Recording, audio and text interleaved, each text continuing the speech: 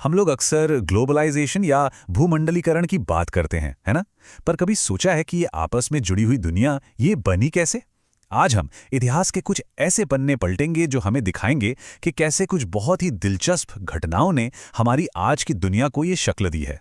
तो सवाल यही है कि भाई एक बीमारी, एक कानून और एक जंग, इन्होंने मिलकर हमारी दुनिया कैसे बना दी। सुनने में थोड़ा अजीब लगता है ना, लेकिन यकीन मानिए ये वो धागे हैं जिनसे हमारी आज की ग्लोबल दुनिया का ताना बाना बुना गया है। तो चलिए पहला धागा पकड़ते हैं और देखते हैं ये कहानी कहाँ ले जाती है। चलिए थोड़ा समय में पीछे चलते हैं, बहुत पीछे। आज की इस हाई स्पीड कनेक्टेड दुनिया से भी पहले ग्लोबलाइजेशन के बीच दरअसल बहुत पुराने व्यापार के रास्तों में बोए जा चुके थे। ये वो रास्ते थे जो सिर्फ सामान नहीं बल्कि सोच और संस्कृति को भी जोड़ते थे। और इनमें सबसे मशहूर था सिल्क रूट। देखिए, ये कोई एक सड़क नहीं थी, बल्कि रास्तों का एक पूरा जाल था जो एशिया, यूरोप और अफ्रीका तक फैला हुआ था। इसको ऐसे समझिए जैसे ये पुराने जमाने की दुनिया की नसें थी, जिनसे सिर्फ रेशम और मसाले नहीं बल्कि ज्ञान, धर्म और हाँ, बीमारियां भी एक जगह से दूसरी जगह सफर करती थी। तो सदियों तक ये सिस्टम ऐसे ही चलता रहा। लेकिन फिर 16वीं सदी में कुछ ऐसा हुआ जिसने दुनिया का नक्शा ही बदल दिया। अचानक से ऐसा लगा जैसे दुनिया छोटी हो गई हो और ग्लोबल पावर का सेंटर शिफ्ट होने वाला था। हुआ ये कि यूरोप के जहाज़ों ने नए नए समुद्री रास्ते खोज निकाले और बस इसी के साथ दुनिया के व्यापार का सारा बहाव, सारा फ्लो वो पूरब से घूमकर यूरोप की तरफ मुड़ने लगा। ये सिर्फ नए रास्तों की खोज नहीं थी, ये तो दुनिया की आर्थिक और सांस्कृतिक लहरों को एक नई दिशा देने जैसा था, जिसका असर हम आज तक महसूस करते हैं। अच्छा, यूरोपीय ताकतों के पास बंदूकें तो थीं, लेकिन अमेरिका पर कब्जा करने में उनका जो सबसे बड़ा हथियार था वो दिखाई नहीं देता था। उनका असली और सबसे खतरनाक हथियार था एक बीमारी। जी हाँ, चेचक यानी स्मॉल पॉक्स। वहां की जो मूल आबादी थी उसके लिए ये किसी कयामत से कम नहीं थी। देखिए, उनके शरीर में इन नए कीटाणुओं से लड़ने की ताकत यानी इम्यूनिटी थी ही नहीं। नतीजा, लाखों लोग मारे गए, पूरे के पूरे गांव और समुदाय साफ हो गए, और इसने यूरोपीय हमलावरों का काम बेहद आसान कर दिया। तो अगर 16वीं सदी ने दुनिया को जोड़ा, तो 19वीं सदी ने इस जुड़ाव की रफ्तार को आप कह सकते हैं टर्बो चार्ज कर दिया। और इस बार बदलाव के इंजन थे सरकार की नीतियां, नई टेक्नोलॉजी और साम्राज्य बनाने की ताकत। इसका एक बेहतरीन उदाहरण ब्रिटेन में मिलता है, कॉर्न लॉ। अब ये क्या थे? ये असल में ऐसे कानून थे जो बाहर से आने वाले सस्ते अनाज पर रोक लगाते थे। मकसद तो ये था कि लोकल किसानों को फायदा हो, लेकिन इसका उल्टा असर हुआ। शहरों में रहने वालों के लिए खाना बहुत महंगा हो गया। और जब लोगों के दबाव में आकर इन कानूनों को हटाया गया तो एक जबरदस्त चेन रिएक्शन शुरू हो गया। बाहर से सस्ता अनाज आया, ब्रिटेन के किसान बर्बाद हो गए, और फिर काम की तलाश में लाखों लोग अपने गांव छोड़कर या तो शहरों में चले गए या फिर अमेरिका और ऑस्ट्रेलिया जैसे देशों में। मतलब एक कानून ने दुनिया भर में लोगों की आवाजाही को इतनी बड़ी गति दे दी। ये तस्वीर उसी दौर के इंसानी पहलू को दिखाती है। ये सिर्फ अर्थशास्त्र की बात नहीं थी, ये लाखों लोगों की जिंदगियों के उजड़ने और एक बेहतर कल की उम्मीद में सब कुछ पीछे छोड़कर एक अनजान सफर पर निकल जाने की कहानी थी। इस पूरे बदलाव में टेक्नोलॉजी ने आग में घी डालने का काम किया। रेलवे ने खेतों को सीधा बंदरगाहों से जोड़ दिया, और फिर आए रेफ्रिजरेटेड जहाज, जिनकी वजह से अमेरिका से चला मांस हफ्तों बाद भी यूरोप में ताज़ा पहुंच सकता था। ये पहली बार था जब एक सच्ची ग्लोबल खेती किसानी की अर्थव्यवस्था बन रही थी।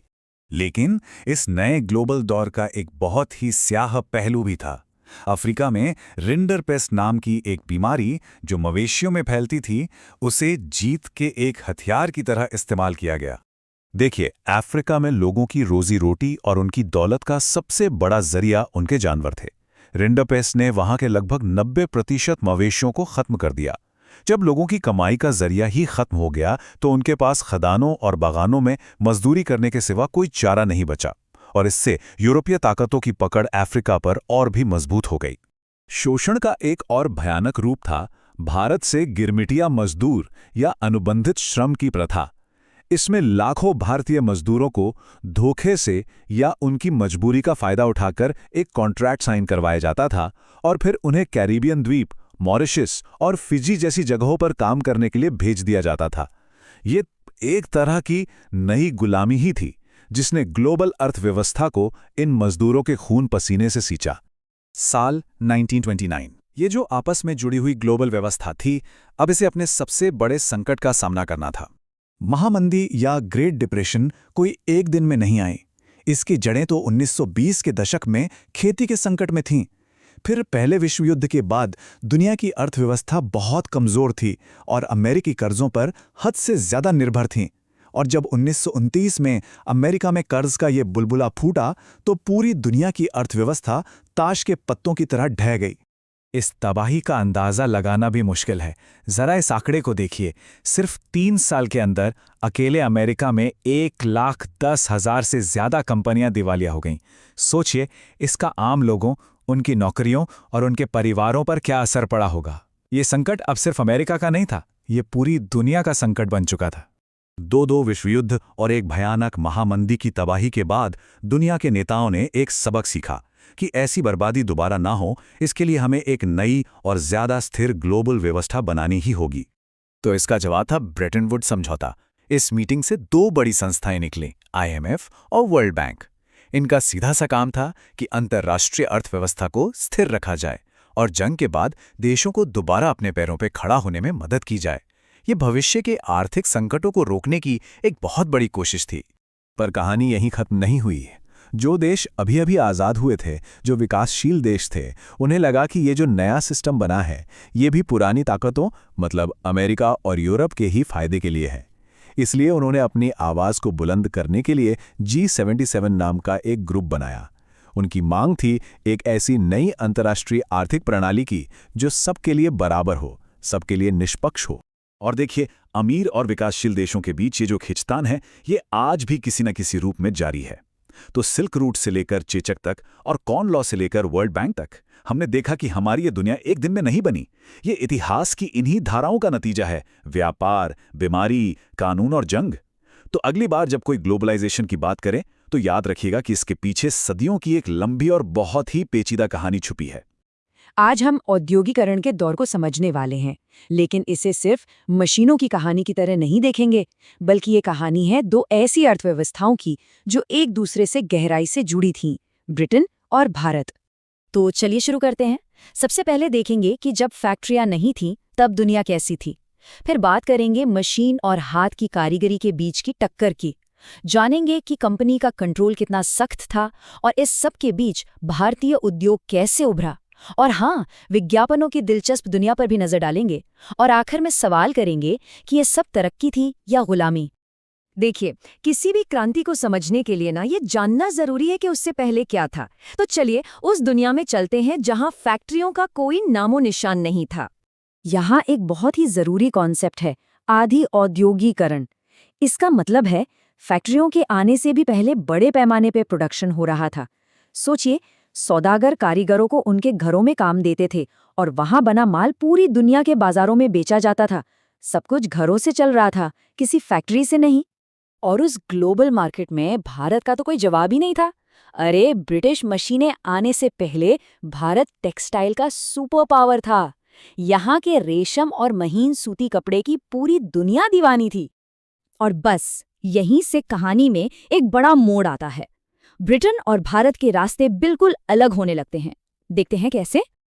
ये बहुत दिलचस्प है।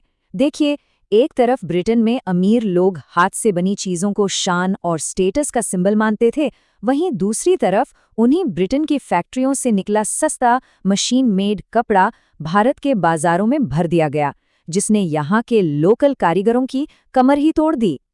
तो हुआ ये कि भारतीय बुनकरों पर चारों तरफ से मार पड़ी। पहले तो उनके विदेशी बाजार छिन गए, फिर अपने ही देश का बाजार मैनचेस्टर के सस्ते माल से पट गया। और तो और, जब कच्चे कपास के दाम आसमान छूने लगे तो उनके लिए काम करना ही नामुमकिन हो गया। लेकिन ये सब सिर्फ बाजार का खेल नहीं था। इस पूरे आर्थिक दबाव के पीछे एक सोचा समझा और बहुत ही बेरहम सिस्टम काम कर रहा था।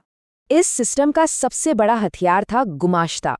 ये कंपनी के वेतनभोगी एजेंट होते थे।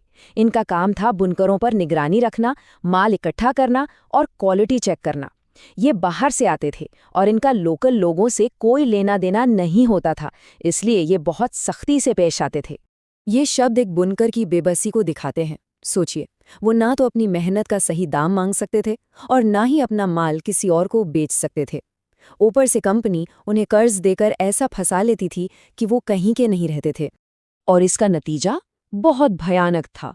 बुनकरों और गुमाश्तों के बीच टकराव होने लगे। काम में जरा सी देरी होने पर बुनकरों को पीटा जाता था, कोड़े मारे जाते थे।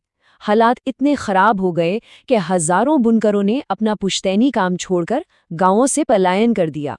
लेकिन कहानी यहाँ खत्म नहीं होती। इतनी मुश्किलों के बावजूद कुछ भारतीय उद्यमियों ने इसी औपनिवेशिक सिस्टम में मौके तलाशने शुरू कर दिए और भारत की अपनी औद्योगिक कहानी लिखने की तैयारी की। द्वारकानाथ टैगोर, जमशेदजी टाटा और सेठ हुकुमचंद जैसे लोगों ने पहले अंतर्राष्ट्रीय व्यापार से, खासकर चीन के साथ व्यापार से बहुत पैसा कमाया और फिर उसी पैसे को उन्होंने भारत में अपनी मिलें और फैक्ट्रियां लगाने में इन्वेस्ट किया। और फिर आया पहला विश्व युद्ध, जो भारतीय इंडस्ट्री के लिए एक टर्निंग पॉइंट साबित हुआ। ब्रिटेन की सारी मिलें युद्ध का सामान बनाने में लग गईं। भारत में उनका माल आना बंद हो गया और अचानक भारतीय मिलों के लिए एक बहुत बड़ा घरेलू बाजार खुल गया। इतना ही नहीं, उन्हें युद्ध के लिए बोरियां, वर्दी, टेंट कैसी चीजें बनाने के भी बड़े बड़े ऑर्डर मिले। बस यहीं से भारतीय उद्योग ने रफ्तार पकड़ ली। अच्छा, अब जब बाजार में भारतीय और ब्रिटिश दोनों का माल था, तो एक नई जंग शुरू हुई। और ये जंग थी लोगों का ध्यान खींचने की, उन्हें अपना सामान खरीदने के लिए मनाने की। और यहीं से एंट्री होती है विज्ञापनों की, एक ऐसा जबरदस्त टूल जो न सिर्फ लोगों की सोच बदलता है बल्कि उनमें नई नई ज़रूरतें भी पैदा कर देता है। और क्या क्या तरीके नहीं अपनाए गए। कपड़ों के बंडलों पर लेबल लगाकर क्वालिटी का भरोसा दिया गया। विदेशी सामानों पर भारतीय देवी देवताओं जैसे कृष्ण और सरस्वती की तस्वीरें छापी गईं ताकि वो अपने से लगे। कैलेंडरों का तो खूब इस्तेमाल हुआ, जो चाय की दुकानों से लेकर घरों तक में लटके रहते थे। और भारतीय कंपनियों ने तो विज्ञापनों को राष्ट्रवाद से जोड़ दिया। कहा, अगर देश की परवाह है तो स्वदेशी खरीदो। तो इस पूरे दौर को देखने के बाद हम आखिर किस नतीजे पर पहुंचते हैं? इसकी विरासत क्या है? क्या ये तरक्की का दौर था या कुछ और? इस दौर को अक्सर एक मिश्रित वरदान कहा जाता है। हाँ, ये सच है कि उत्पादन बढ़ा, रेलवे आई, नए शहर बसे, लेकिन इसकी एक भारी कीमत भी चुकानी पड़ी। हमारे पारंपरिक उद्योग तबाह हो गए, लाखों लोगों की रोजी रोटी छिन गई और देशों के बीच आर्थिक खाई और भी गहरी हो गई। तो आखिर में ये सवाल हमारे सामने खड़ा होता है, औद्योगिकरण का ये युग भारत के लिए तरक्की की एक जरूरी सीढ़ी था या फिर इसकी सारी चमक दमक के पीछे एक औपनिवेशिक अभिशाप छिपा हुआ? खुशियों का चमकता सितारा डायमंड पॉइंट है सबसे प्यारा। लाइक कर दो अगर बात पसंद आए, सब्सक्राइब करो ताकि साथ रह जाए, शेयर करना मत भूलना यार, डायमंड पॉइंट को मिले आपका प्यार।